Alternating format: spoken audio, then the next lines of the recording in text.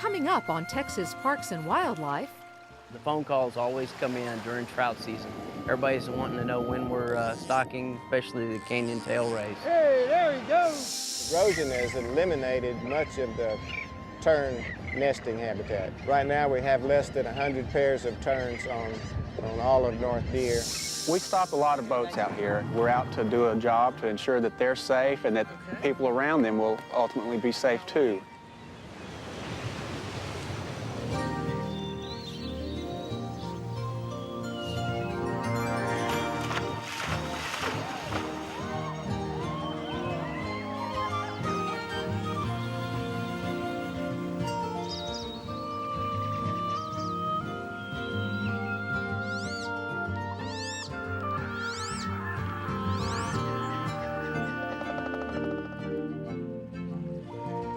Texas Parks and Wildlife, a television series for all outdoors.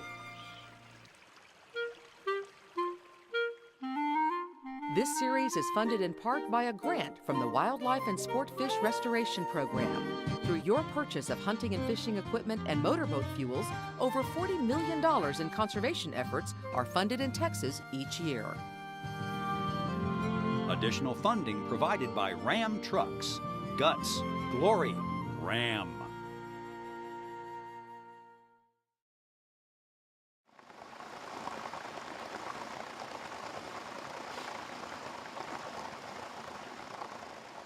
It's stocking time at the A.E. Wood Fish Hatchery. The hatchery raises thousands and thousands of rainbow trout. And in the winter, they're loaded up and off to the Guadalupe River. There go the fish. There they go. Each stocking we put out 2,200 rainbow trout. They're divided up on all the stocking sites that we have. The phone calls always come in during trout season. Everybody's wanting to know when we're stocking certain water bodies, especially the canyon tail rays.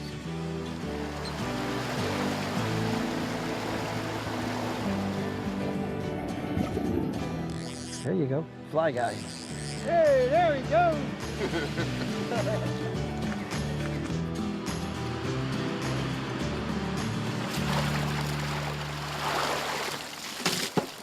One of the reasons why rainbow trout are possible on the Guadalupe River just below canyon tail race is because when they dammed up the Guadalupe River, it actually enabled the water temperatures to stay cool year-round.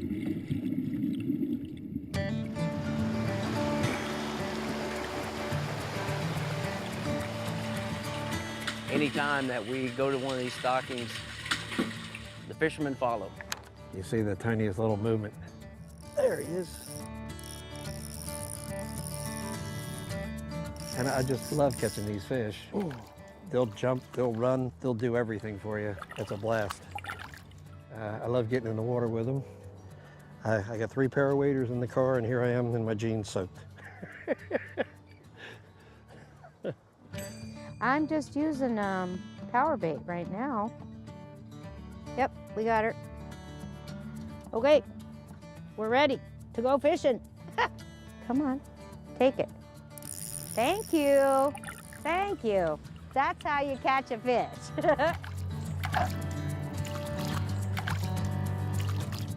We used to catch these in Canada. This is where I'm from. So this is a real treat for me. Yep. Ooh.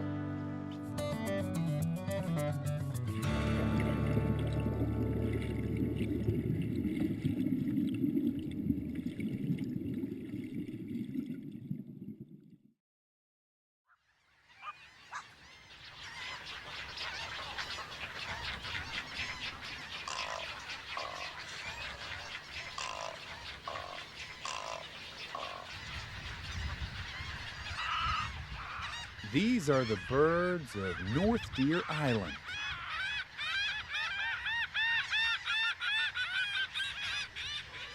Near Galveston, North Deer is the largest rookery island on the upper Texas coast. And like many islands, it's under siege. A powerful force awaits offshore. threatening its existence. Houston Audubon Society's island warden, Bob Galloway, keeps an eye on north deer. The reddish egrets typically nest in this grove of trees right off the starboard bow. This area is where most of the wading bird nest, great blue heron, great egret, snowies. The chicks are real aggressive, of course, competing with each other to get their share of the food, but there's so much activity when the adults first arrive.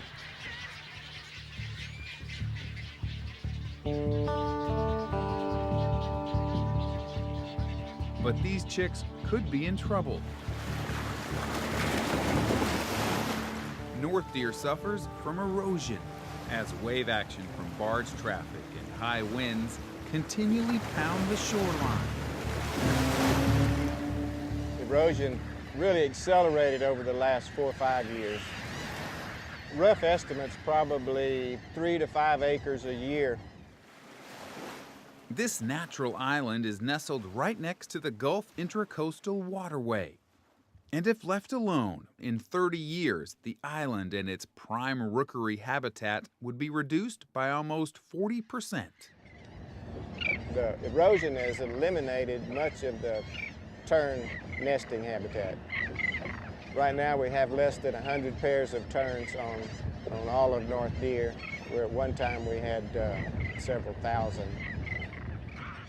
18 species of birds rely on North Deer for nesting habitat, including the endangered brown pelican. Those chicks now are getting near the point within a couple of weeks, or actually move down to the shoreline. That's one of the most vulnerable times. If the parent can't find that chick to feed it, then it won't survive.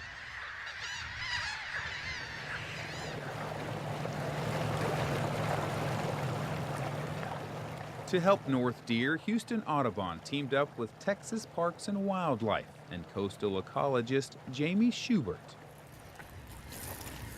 Jamie's here in the winter, after the nesting season is over, and the erosion is obvious. This northeastern bluff is the most visually striking area of erosion on the island. It's been undermined by barge wakes and by northerly storms blowing in waves that have undermined the bottom of the bluff and it's caused collapse at the top that you can see, with these shrubs and other bushes falling down.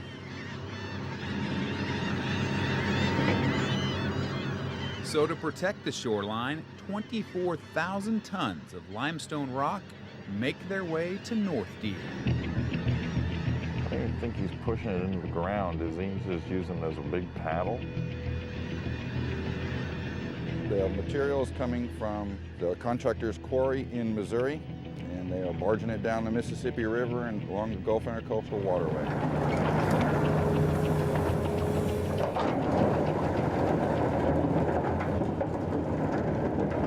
What this crew is doing is they're constructing a rock breakwater, and it'll trip the waves, reducing the wave energies that cause erosion on the island.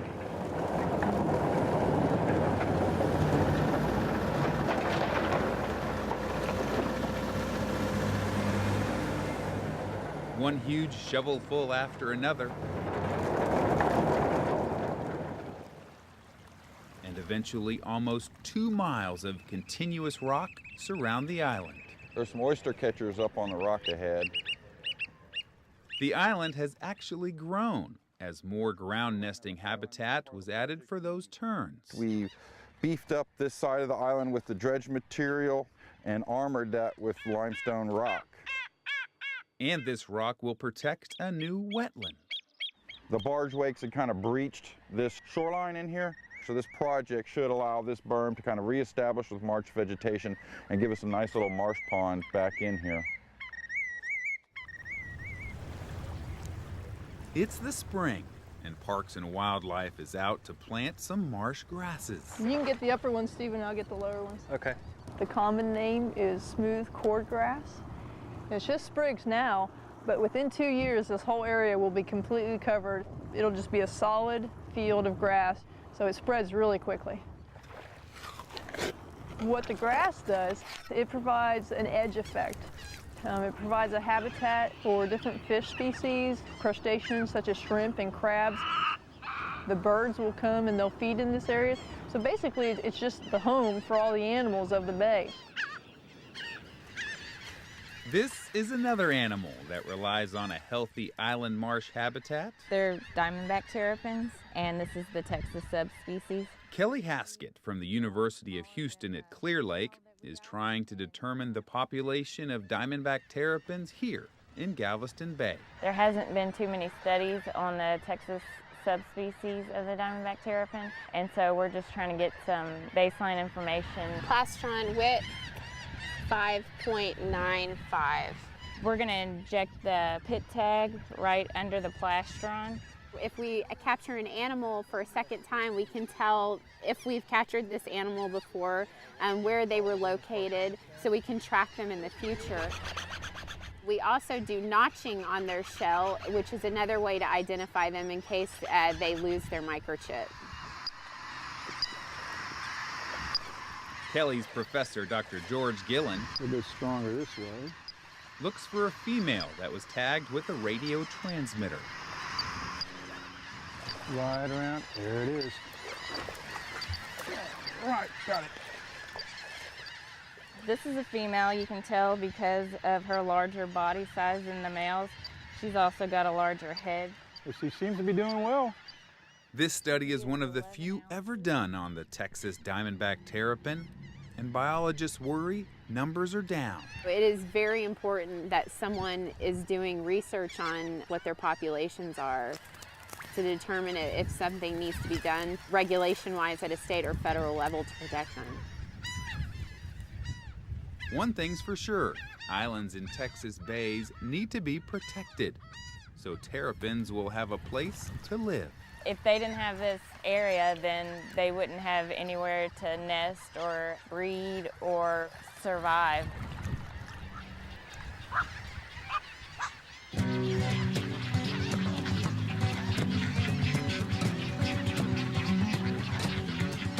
Another nesting season is just underway, and Bob Galloway is back to see the improvements to North Deer.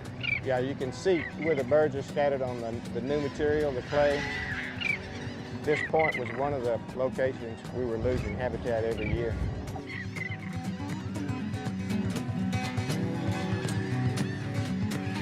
Well, there's some wild feeding activity with those cormorants right here. This smooth cordgrass, all of this is growing out from that shoreline. It's new. With North Deer protected, Bob can rest easy, as these birds will have a place to call home for quite some time.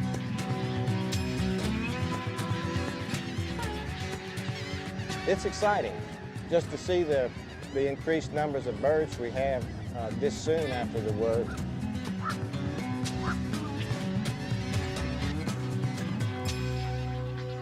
It's a new day, but for the island, a return to its past. It's just sort of like it used to be, and that's what's exciting about it.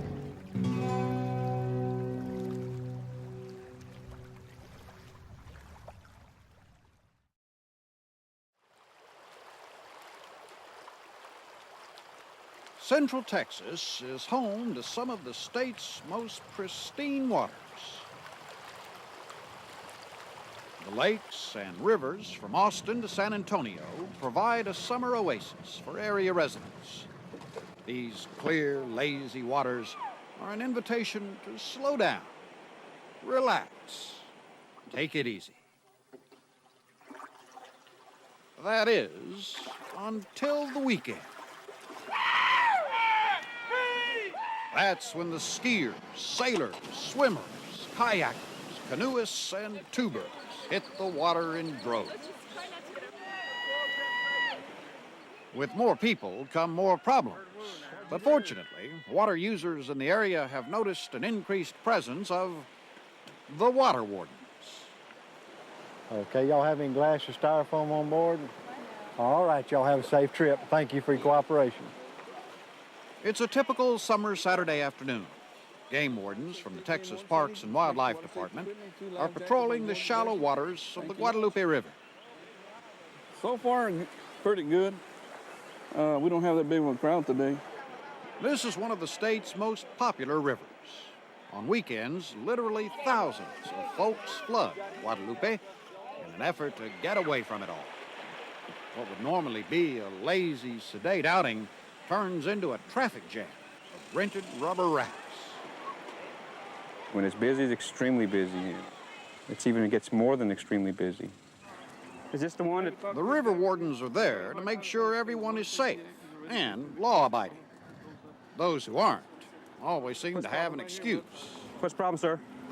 No, I'm getting my ticket. I was just asking if we're getting in trouble, why don't they post this stuff up front that we should have our life jackets on? It's been the law for 20 years, sir.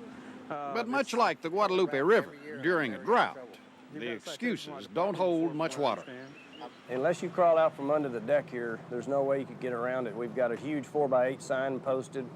We've got it on all of our brochures. We've got it on the piece of paperwork, which everybody signs before they go. There's no way you can get in and out of this place without knowing what to do and what not to do if you really pay attention.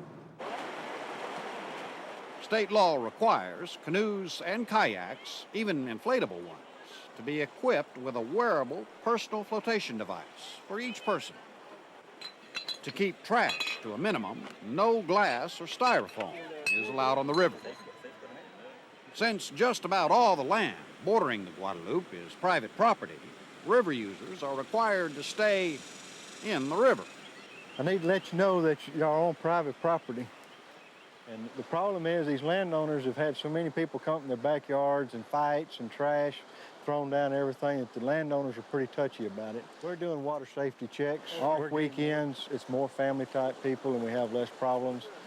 Like this was a man and his son, they're tired, they've been dragging their tubes, but I explained the law to them and they understood. We'll get off your tube. Yeah. How much you had to drink? Oh, few. Most of the problems that demand the water warden's attention are alcohol related. Well, we'd like for you to have a seat so that way you don't get hurt trying to walk across it. 3 or 4 hours in the blazing sun and a cooler full of beer can be a dangerous combination. Okay, well, this is what we call a field sobriety test. It's going to help me determine your level of intoxication. I'm drunk. I can tell you that right now. Yeah. I'm drunk. We want to prevent someone from drowning out here and to make sure that you're safe enough to proceed on your voyage and not become a water fatality. Would you go ahead and recite your ABCs? I'm drunk. I'm drunk. A, B, C, D, E, F, G, H, I, J, K, L, M, N, O, P, Q, R, S, Z. I'm drunk. I said I'm drunk. I believe you. We encourage people to come out here to the Guadalupe River, but you have to act responsibly. Bring your right hand back here. And if you're going to drink alcohol, you drink responsibly. And if you come here to abuse alcohol and to abuse the landowner's property, you're going to be charged with public intoxication. Don't come here. The handcuffs are for your protection as well as mine. You will be arrested. You will go to jail. State game wardens, we're checking water safety equipment. 50 miles to the north on Lake Travis, Texas game wardens are keeping an eye on weekend boaters. Need to see a life jacket for everybody on board, fire extinguisher, and registration, please. The clear, clean water of Lake Travis and its proximity to Austin make it one of the busiest lakes in Texas. On this lake, we start seeing a lot of heavy boat traffic in March and April. So, by Memorial Day, we've already had a couple full months of working water safety out here. And by the time August and September roll around, it's been a long, hot summer. Y'all have a good weekend. You too. You got your picture taken? I did? Yeah. During the summer, game wardens are on the water every day. Sometimes those days are nights. Well, it started about midnight. I got a call about a couple of boats that had run aground. This is what we found. Said they knew the lake, but apparently they didn't. No serious injuries, no fatalities. They were very lucky, very lucky. State game wardens, we're checking water safety equipment. They told me the thing was under here. Is this a rental? Yeah, it's a rental.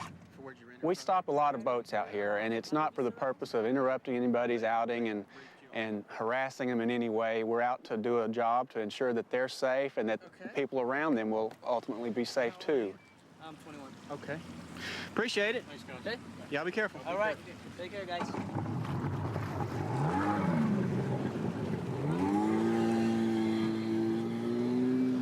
The most important and often least used piece of safety equipment in a boat is the personal flotation device. Every person on board is required to have a life jacket that fits. In addition to the number that you need, they need to be serviceable and they need to be readily accessible. If they're in the engine compartment, in a zippered bag, in the plastic wrapping, that's not accessible. Okay. Go ahead and unwrap one of those and keep it out, not locked away. All right. But enforcement on the water doesn't always mean a ticket. Are you aware of the 50-foot law? No, sir. You're not aware of it? No, sir. Okay. To educate boaters about the laws, wardens hand out copies of the Texas Water Safety Digest. They don't tell you about that when you buy them. That's up to the owner or the operator to read up on the regulations. Well, writing citations out here on the lake isn't our goal. Trying to make sure that these lakes are a safe place for people to come enjoy themselves. That's our goal. We're doing good. How are y'all? We're state game wardens checking water safety equipment. Need to see a life jacket for everybody on board, fire extinguisher, and... There is one violation that will get you a ticket, just about every time. Young lady, how old are you? 12. Children under 13 are required by state law to wear their life jackets if the boat is underway. We take that very seriously. Now get the one that she normally wears and go ahead and get it on her. It's one of the real serious, potentially life-threatening violations. Children aren't always the best swimmers, and all it takes is a good-sized wake to throw them off balance in the boat, throw them out. I'm not going to issue you 2 citations, okay? Yeah. But I am going to issue you 1 citation for a child under 13 not wearing the life jacket while you're underway. Okay. What you'll need to do... Working the drownings is not an easy thing any way you look at it, but when it's kids involved and it could have been avoided by adhering to the law and having that child wear a life jacket, that's really tough to swallow. Everything good? Guys, that's a good job wearing your life jackets. They don't go near the water. The large majority of Texans are following the water safety laws. With more people heading for the water each summer, the presence of water wardens on our lakes and rivers seems to be having its intended effect. See 2 life jackets? Over the last few years, we've actually seen a little bit of a drop in the numbers of violations that we're witnessing. And of course, we think that's a good thing. You can see that gentleman was already raising his life jacket without me not even asking. So that's a good sign. More and more each year, we're seeing more families come down here feeling safer, and we're real happy to see that. Hopefully that trend will continue.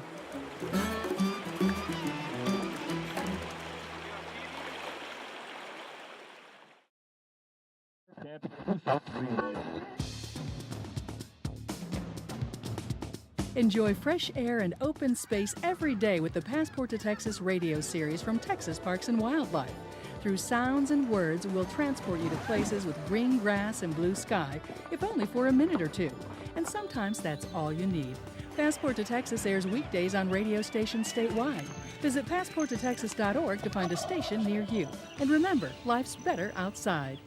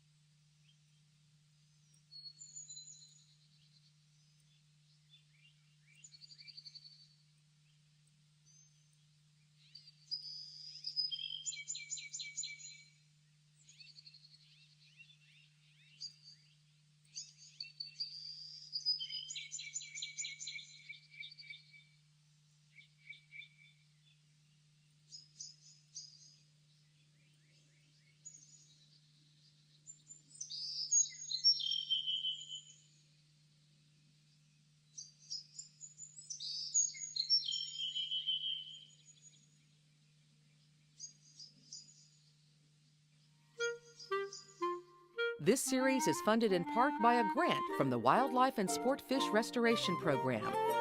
Through your purchase of hunting and fishing equipment and motorboat fuels, over $40 million in conservation efforts are funded in Texas each year. Additional funding provided by Ram Trucks. Guts, glory, Ram.